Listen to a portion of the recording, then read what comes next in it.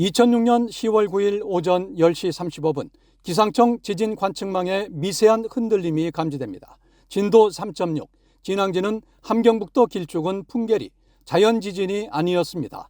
북한의 첫 핵실험이었습니다. 그날 이후 20년, 북한은 5번 더 핵실험을 강행했습니다. 문제는 이제 북한이 핵을 가졌느냐가 아닙니다.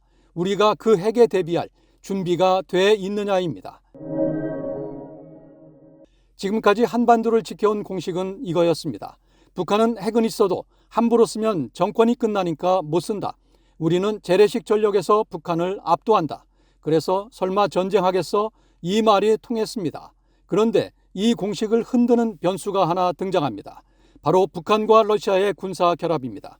북한은 우크라이나 전쟁에 파병했고 그 대가로 러시아 군사기술 이전이 거론되고 있습니다. 여기서 중요한 사실 하나, 한국의 첨단 무기 기술도 처음부터 독자 개발이 아니었습니다. 우리가 자랑하는 최첨단 국산 무기 가운데 K2 전차는 미국 M1과 러시아 T-80, K9 자주포는 미국 M109, 다연장 로켓 천문은 미국 MLRS, 지대공 유도무기 천궁은 러시아 알마즈 안테이, K-21 장갑차는 러시아 BMP-3, 탱크킬러 현궁은 미국 제블린을 모델로 했습니다. 우리가 이렇게 발전했다면 대북 제재가 무용지물이 된 지금 북한도 못할 이유가 없습니다.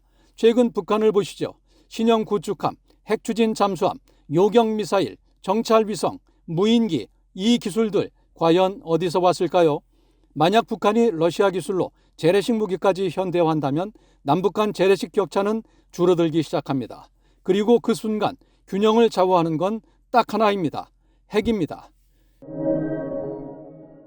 북한은 2006년 이후 총 6번의 핵실험을 했습니다. 지난 20년 동안 한반도엔 북한 비핵화라는 말이 유령처럼 떠돌아다녔습니다. 분명 우리 잘못은 아닌데 마치 우리가 잘못해 실패한 것처럼 혹독한 가스라이팅을 겪어왔습니다. 요즘 국제사회의 말도 달라지고 있습니다. 미 유력 일간지 워싱턴 포스트는 이제 북핵을 인정하고 동결이나 군축 협상을 시작해야 한다고 말합니다. 동결과 군축은 핵을 없애는 게 아니라 사실상 인정하는 협상입니다. 하지만 지금까지 그래왔던 것처럼 협상을 하더라도 언제 끝날지 모릅니다. 이란도 합의까지 1년 반이 걸렸습니다. 그런데 이란은 핵무기가 없었고 그마저도 합의가 깨졌습니다. 더구나 북한은 핵을 이미 갖고 있습니다. 협상 조건이 다르고 북한은 한국과 미국의 정치적 변화를 저울질하며 협상을 질질 끌 가능성도 높습니다. 남아공처럼 스스로 핵을 만들고 폐기한 사례도 있지만 북한의 그런 선택을 기대하려면 백두혈통이 사라지는 것밖엔 답이 없어 보입니다. 그래서 결론부터 말하면 북한 비핵화 사실상 끝났습니다. 이제 질문은 바뀌어야 합니다. 러시아의 기술 지원을 받은 북한의 재래식 전력이 올라오면 방어 비용은 폭증하고 국지 도발의 문턱은 낮아집니다. 더 무서운 건 정치적 선택지가 사라진다는 겁니다. 설마 전쟁하겠어? 이 말이 더 이상 통하지 않게 됩니다. 전쟁이 아니더라도 힘은 가질수록 뽐내고 싶어하는 게 인지상정입니다. 또 다른 가스라이팅이 시작되겠죠. 그래서 우리의 선택지는 3가지로 압축됩니다. 미국의 확장 억제를 훨씬 더 실질적으로 강화하든지, 재래식 전력 격차를 더 벌리든지, 그마저도 안 되면 핵 공유나 자체 핵무장 논의를 피할 수 없게 됩니다. 원하든 원하지 않든 말입니다. 국제 질서는 다시 상호주의 규범보다 힘, 질서보다 국익의 시대로 가고 있습니다. 비핵화는 이제 과거의 질문이 될 것입니다.